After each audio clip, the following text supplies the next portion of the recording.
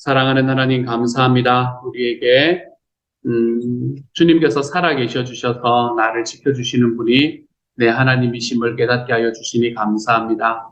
우리가 주님의 말씀을 붙들고 하나님 앞에 순종하며 걸어갈 때마다 하나님께서 우리 아버지 되시고 우리의 하나님 되어 주셔서 우리의 삶에 우리 주님의 능력으로 붙잡아 주시니 너무나 감사합니다. 주님, 하나님께서 우리의 삶에 주시는 은혜로 날마다 감사하며 살아갈 수 있게 하여 주십시오. 하나님께서 우리에게 주시는 하나님의 은혜가 있기에 늘 감사하며 또 감사하며 살아갈 수 있는 하나님의 사람이 되게 하여 주십시오. 그래서 우리가 이 세상을 살아가는 어떤 순간에건 주와 함께 걸어가게 하여 주시고 아버지께서 우리에게 주시는 은혜와 사랑이 하나님 우리들의 마음속에 깊이 체험되는 하나님의 사람들이 다 되도록 주여 도와 주옵소서. 사랑하는 아버지, 우리의 삶에 주님이 주시는 은혜가 함께하여 주시기를 소망하며 모든 말씀 우리 주님 예수님 이름으로 기도드립니다. 아멘. 하나님께서 우리에게 주시는 말씀을 함께 읽습니다. 사무엘상 31장 1절부터 13절까지의 말씀입니다. 사무엘상 31장 1절부터 13절까지의 말씀. 사무엘상의 끝이 나는 말씀이네요. 우리 같이 한번 읽어보도록 합니다. 시작. 블레셋 사람들이 이스라엘을 치매 이스라엘 사람들이 블레셋 사람들 앞에서 도망하여 길보아 산에서 엎드려져 죽으니라. 블레셋 사람들이 사울과 그의 아들들을 추격하여 사울의 아들 요나단과 아비나답과 말기수아를 죽이니라. 사울이 패전함에 활 쏘는 자가 따라잡으니 사울이 그 활 쏘는 자에게 중상을 입은지라. 그가 무기를 든 자에게 이르되 내 칼을 들어 그것으로 나를 찌르라. 할례 받지 않은 자들이 와서 나를 찌르고 모욕할까 두려워하노라 하나 무기를 든 자가 심히 두려워하여 감히 행하지 아니하는지라. 이에 사울이 자기의 칼을 뽑아서 그 위에 엎드러지매 무기를 든 자가 사울이 죽음을 보고 자기도 자기 칼 위에 엎드러져 그와 함께 죽으니라. 사울과 그의 세 아들과 무기를 든 자와 그의 모든 사람이 다 그날에 함께 죽었더라. 골짜기 저쪽에 있는 이스라엘 사람과 요단 건너 쪽에 있는 자들이 이스라엘 사람들이 도망한 것과 사울과 그의 아들들이 죽었음을 보고 성읍들을 버리고 도망하며 블레셋 사람들이 이르러 거기에서 사니라. 그 이튿날 블레셋 사람들이 죽은 자를 벗기러 왔다가 사울과 그의 세 아들이 길보아 산에서 죽은 것을 보고 사울의 머리를 베고 그의 갑옷을 벗기고 자기들이 신당과 백성에게 알리기 위하여 그것을 블레셋 사람들의 땅 사방에 보내고 그의 갑옷은 아스다로스의 집에 두고 그의 시체는 벳산 성벽에 못 박음에 길르앗 야베스 주민들이 블레셋 사람들이 사울에게 행한 일을 듣고 모든 장사들이 일어나 밤새도록 달려가서 사울의 시체와 그의 아들들의 시체를 벳산 성벽에서 내려가지고 야베스에 돌아가서 거기서 불사르고 그의 뼈를 가져다가 야베스 에셀 나무판 아래에 장사하고 7일 동안 금식하였더라. 아멘. 사무엘상의 말씀이 끝이 납니다. 비극 중에 비극으로 끝이 나는 말씀이지요. 이게 사무엘의 하와 연결되지 않으면 마음이 정말 아픈 이야기가 될 것 같습니다. 마치 드라마를 보면서 새드 엔딩을 보는 듯한 그런 느낌을 받게 되는 사무엘상의 마지막 부분입니다. 이스라엘은 블레셋과의 전투에 나아갑니다. 사울도 어쩔 수 없이 나아가게 되었겠지요. 하나님은 자기에게 전혀 이야기하지 않으시고 그리고 이야기하는 과정 속에서 그 하나님의 음성을 듣기 위해서 소위 사무엘로 보이는 사람까지 끌어올렸는데도 불구하고 하나님은 자기에게 아무런 이야기도 하지 않으셨을 뿐만 아니라 그의 입술을 통해서 그의 아들들과 그가 그 전쟁에서 함께 죽게 될 것이다 라는 이야기를 듣고 전쟁에 나가는 사울입니다. 혹시나 하는 마음으로 나아갔겠지요. 그래도 혹시나 그래도 그 나라의 왕으로서 해야 되는 일들은 있고 그리고 지켜야 되는 약속이 있기 때문에 어쩔 수 없이 나아갔던 길일 것입니다. 그 전쟁에서 결국에는 이스라엘군은 길보아 산에서 블레셋에게 대패하게 됩니다. 사울의 아들들도 이스라엘 군대와 함께 죽게 되지요. 사무엘의 모습을 한 영, 그것이 사무엘인지 아닌지는 아무도 모릅니다. 하지만 사무엘의 모습을 한 영이 예언했던 대로 사울과 그의 아들들이 한날에 한 장소에서 죽게 된 것입니다. 이 죽음을 통해서 우리는 요나단의 죽음이 가장 마음이 아픈 것 같아요. 요나단의 죽음의 안타까움을 금할 수가 없습니다. 그는 사울과는 다르게 참 하나님 앞에서도 사람들 앞에서도 멋있었던 사람이었던 것 같아요. 그는 이스라엘 백성들이 위기에 있을 때에 그들을 위기에서 구해냈고 하나님께서 자기가 아닌 다윗을 왕으로 세우셨다는 사실을 알면서도 다윗을 끝까지 지지했던 사람이었습니다. 다윗의 친구라고 부르기에 아무런 문제가 없는 정말로 합당한 사람이 바로 요나단이라는 사람이었죠. 그리고 이 요나단이라는 하나님 앞에서도 사람들 앞에서도 참 멋들어지게 살아갔던 사람도 이날의 전쟁에서 아버지와 함께 최후를 맞이하고 있습니다. 어쩌면 요나단은 자기의 삶을 살아가면서 마지막에 다윗하고 헤어지면서 다윗과 마지막 헤어지면서 부둥켜 서로 안고 울었다라고 이야기를 하거든요. 그렇게 안고 울면서 헤어지면서 이미 자기가 이런 최후를 맞이하게 될 것이다라고 예상을 하고 있었는지도 모르겠습니다. 요나단의 삶을 보고 요나단의 마지막을 보면 마음이 왠지 짠하다는 느낌을 금할 수가 없습니다. 사울은 어떻게 됩니까? 사울은 전쟁에서 패배하고 도망하다가 그곳에서 이제 힘이 다해서 쓰러져 있는 상황 속에서 자기의 무기를 맡은 사람에게 나를 죽여달라라고 이야기를 합니다. 근데 하나님의 기름을 부으심을 받은 사람, 그것을 넘어서서 왕이잖아요. 그렇죠? 왕을 죽인다라는 게 그렇게 쉬운 일이 아니지 않습니까? 그래서 그 옆에서 이 무기를 들고 있던 그 사람이 그간 이제 좀 주저주저하는 모습을 보이게 됩니다. 그런데 그러한 상황 속에서 사울은 자기가 적군에 사로잡히게 되었을 때 어떤 상황이 될지가 눈에 너무나 뻔히 보였던 것 같아요. 적군에 잡히면 크게 모욕을 당할 거고 그렇게 크게 모욕을 당하다가 결국에는 자기가 죽임을 당하게 될 거다라는 것을 사울은 너무나 잘 알고 있었던 것 같습니다. 그러면서 자기 옆에 있는 길을 맡은 사람에게 자기를 죽여달라라고 이야기를 하면서 그러면서 자기의 왕으로서의 존엄, 이스라엘 왕으로서의 존엄을 마지막까지 지키려는 모습도 마음이 굉장히 짠합니다. 사울이 그의 삶에 어떤 일을 벌였는가라는 것을 넘어서서 그의 인생의 마지막을 보면서 마음이 너무나 짠하지요. 그런데 어떻게 되었든 이렇게 이스라엘의 첫 왕이었던 사울은 이렇게 길보아라는 곳에서 이 비참한 죽음을 당하게 되는 것을 우리는 오늘의 말씀에서 보게 됩니다. 오늘의 말씀이 사울이 등장하는 마지막 말씀이거든요. 사울의 일생이 등장하는 마지막 말씀이기 때문에 우리는 사울의 인생을 한번 돌아볼 필요가 있습니다. 사울은 왕이 되었을 때 하나님의 은혜로 왕이 되었다라는 것을 너무나 잘 알았던 사람이었습니다. 하나님의 은혜로 왕이 되었다는 것을 잘 알았을 뿐만 아니라 그는 하나님 앞에서 하나님께서 자기를 왕으로 세웠다는 것을 너무나 잘 인식하고 그것을 사람들 앞에서 표현할 줄 아는 사람이었습니다. 얼마나 멋진 사람이었는지 몰라요.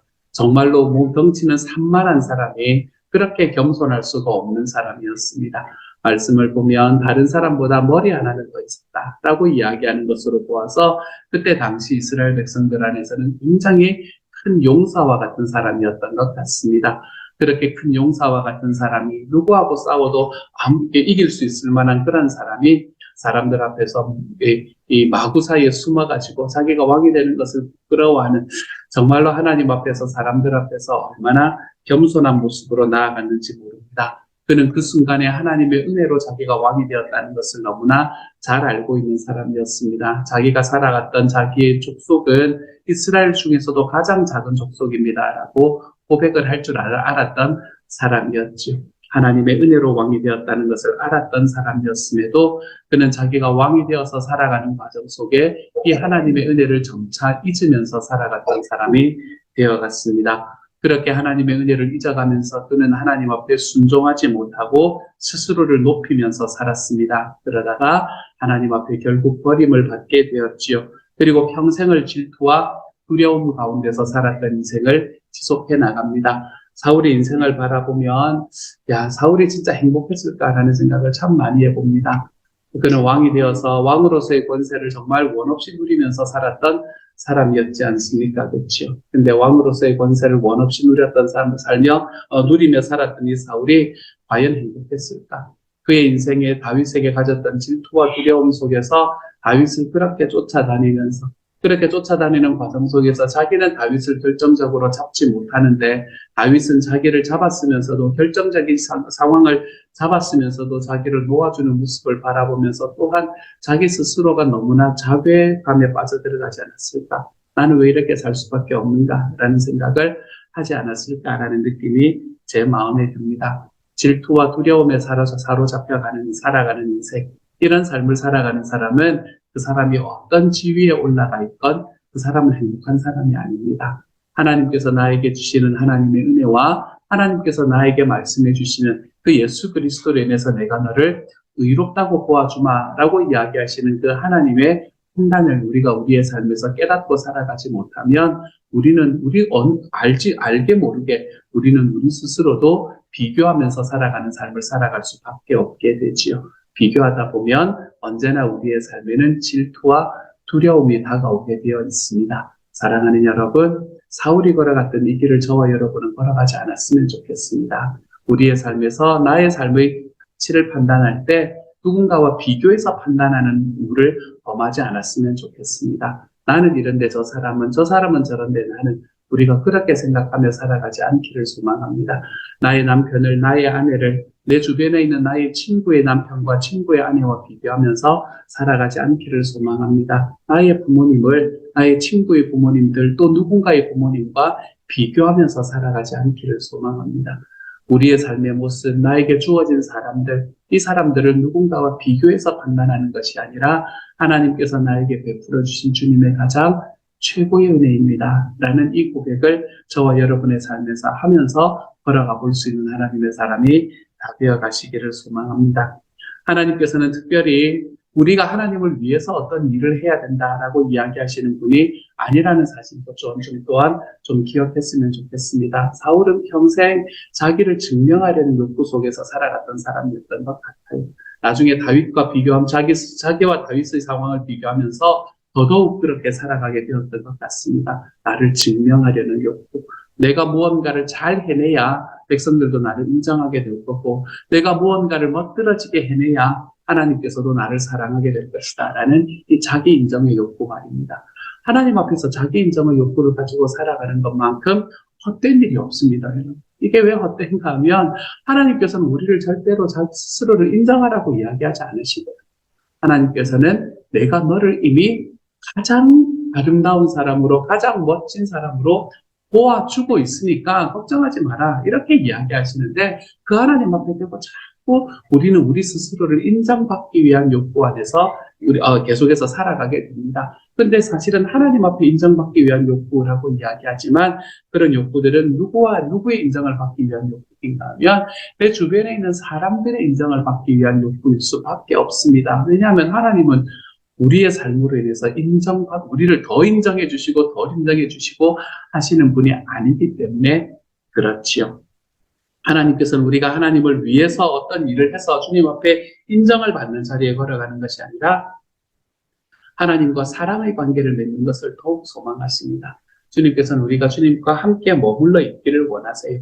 하나님의 마음을 알고 주님과 함께 있기에 주님께서 소원하시는 소원이 무엇인지를 알고 그 소원에 순종하는 모습을 더 원하는 것입니다. 그래서 순종이 제사보다 낫습니다 라고 이야기하는 말씀을 우리는 사무엘상의 말씀에서 받아 읽을 수 있게 되었던 거죠. 사울은 하나님 앞에 뭔가를 자꾸 드리고 싶어하는 사람이었습니다. 전쟁에서도 승리하고 싶고 백성들 앞에서도 하나님이 어떤 분이신지를 이야기하고 싶고 자기가 하나님의 부르심을 받은 사람임을 보여주고 싶어하는 사람이었습니다. 하지만 하나님께서는 사울의 그런 면을 도와주시지 않으셨지요. 사울은 하나님께서는 내가 무언가를 행해드림으로 나의 가치를 하나님 앞에 증명해야 된다라고 이야기하는 것이 아니라 하나님과의 관계 속에서 머물러 살아가는 것을 원하시는 분이다라는 이 사실을 알지 못했던 사람이었습니다. 그래서 그는 하나님과의 관계에서 실패해 버렸지요. 그러므로 사랑하는 여러분, 저와 여러분이 사울의 삶을 발대로 삼고 살아갈 수 있기를 소망합니다. 여러분, 하나님은 우리가 무엇을 해드림으로 하나님을 기쁘게 해드리는 게 아닙니다. 주님과 함께 거함으로 주님을 기쁘게 해드리는 거예요. 자녀들이 무언가를 멋들어진 일을 했을 때에 여러분 우리가 우리 자녀들이 자랑스럽기도 합니다. 하지만 멋들어지는 일을 행했던 그 자녀가 나한테 찾아오는 건 1년에 한 번씩 겨우 한 번 연락하고 몇 년에 한 번씩 겨우 연락하고 한다면 여러분 우리는 우리 자녀들이 가지고 있는 그 성취로 인해서 막 자랑스럽고 그렇겠습니까? 별로 그렇지 않습니다. 우리 부모로서 자녀들에게 원하는 건 자녀와 부모와의 온전한 관계가 되는 거죠. 하나님도 마찬가지입니다. 하나님께서도 저와 여러분에게 저와 여러분과 함께 관계를 맺기를 원하시는 겁니다. 따뜻한 관계, 사랑하는 관계. 우리는 그 하나님께서는 관계를 맺으시는 이 사랑으로 다가오는데 우리는 자꾸 우리의 무언가를 준비해서 하나님을 만나려고 하나님을 만나기는 아직 부족하다고 이야기합니다. 아직은 시간이 아니라고 이야기합니다. 내가 더 멋진 것을 만들어내서 그 다음에 자랑할 게 있을 때 자꾸 하나님을 만나야 된다고 말합니다. 그렇지 않습니다, 여러분. 주님은 지금 만나는 거예요. 우리의 삶은 하나님 앞에서 내가 무슨 큰 일을 해서 나의 삶에 있는 내 모습을 증명해내는 것이 우리의 삶의 목표가 아니라 하나님 앞에서 주님이 우리에게 주시는 그 관계 안에 들어가 주님을 사랑하고 주님은 나를 사랑하시고 그리고 나는 그 하나님과의 사랑의 관계 안에서 나에게 오늘 주시는 하나님의 말씀을 순종해 나가면서 살아가면 되는 겁니다. 그게 하나님께서 우리에게 말씀하시는 하나님과의 올바른 관계가 되는 거예요. 사울은 이것을 실패했기 때문에 하나님 앞에 버림받는 사람이 되었습니다. 사랑하는 여러분, 여러분과 주님의 관계는 어떻습니까?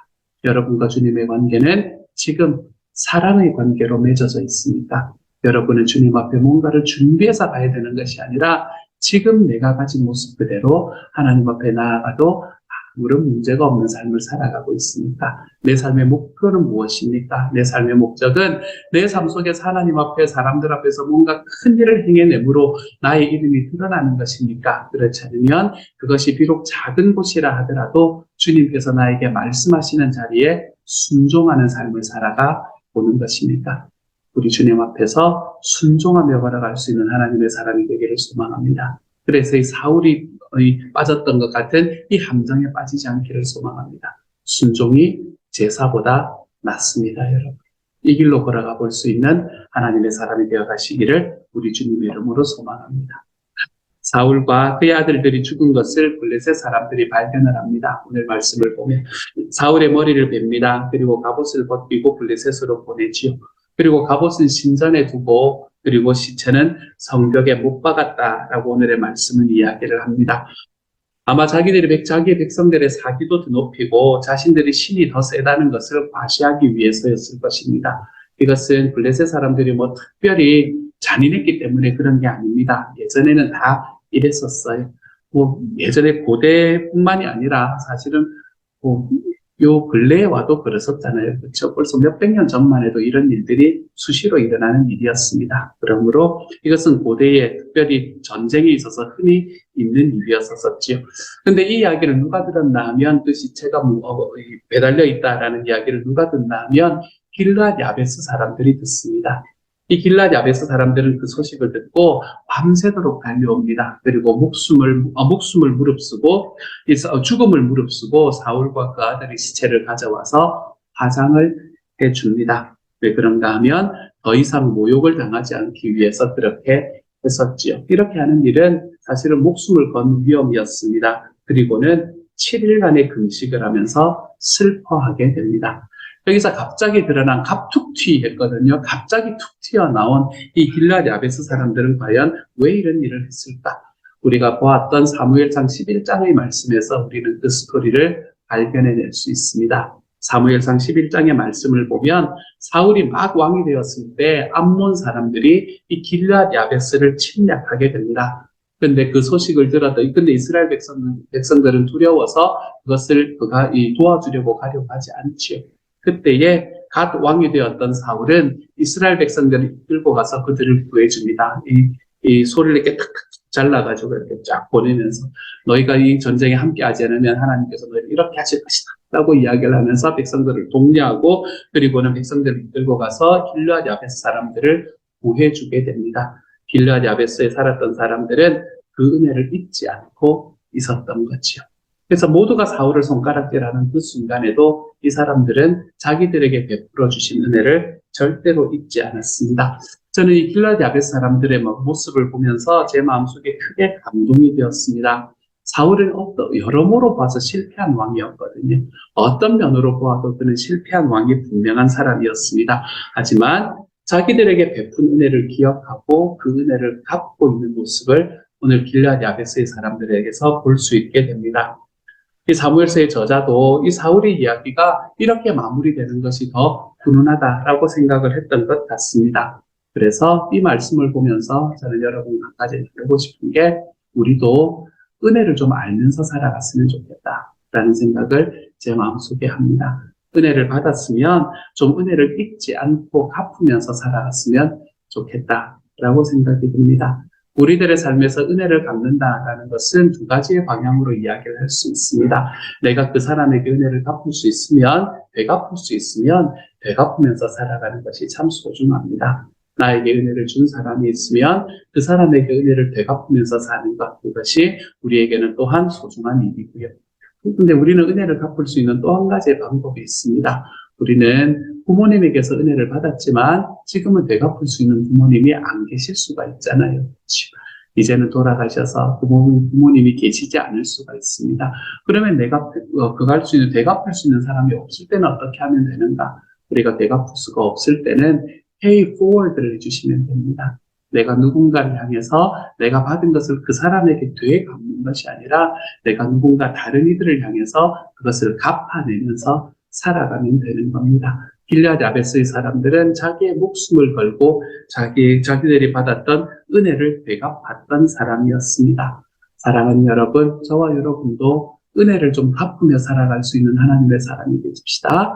주님께서 우리에게 주신 은혜가 있다면 그 은혜를 좀 되갚아 드리면서 살아가십시다. 누군가 우리의 살아가는 삶 속에서 나에게 은혜를 베풀었던 사람이 있다면 내가 그 은혜를 되갚아가며 살아가는 하나님의 사람이 되십시다. pay back 하셔도 되고 pay forward 하셔도 됩니다. 내가 예수님을 믿지 않을 때에 누군가가 나에게 다가와서 예수님에 관한 이야기를 전하면서 그러면서 나의 마음을 품고 나를 이 주님께로 이끌었던 그런 경험이 있으시다면 여러분 지금 하나님 앞에 살아가면서 내 주변에 그렇게 나와 똑같은 삶을 살아가는 사람을 향해서 pay forward 하면서 살아가 보는 삶도 하나님 앞에 얼마나 멋들어진 삶인지 모릅니다. 사랑하는 여러분, 주님 앞에서 살아갈 때 우리가 좀 갚으면서 은혜를 갚으면서 살아갈 수 있는 하나님의 사람이 되십시다. 길라디 야베스 사람들이 자기의 은혜를 갚기 위해 목숨조차도 내어놓았던 이 모습이 저와 여러분의 삶에 좀 감동이 될 수 있는 하루가 되었으면 좋겠습니다.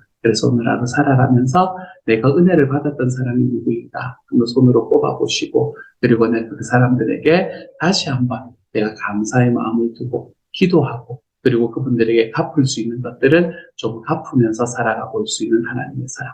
저는 저와 여러분이처럼 은혜를 아는 그리고 은혜를 는 하나님의 사람으로 살아가는 오늘 하루가 되어 가시기를 우리 주님 이름으로 축복합니다. 함께 한번 기도하도록 하죠.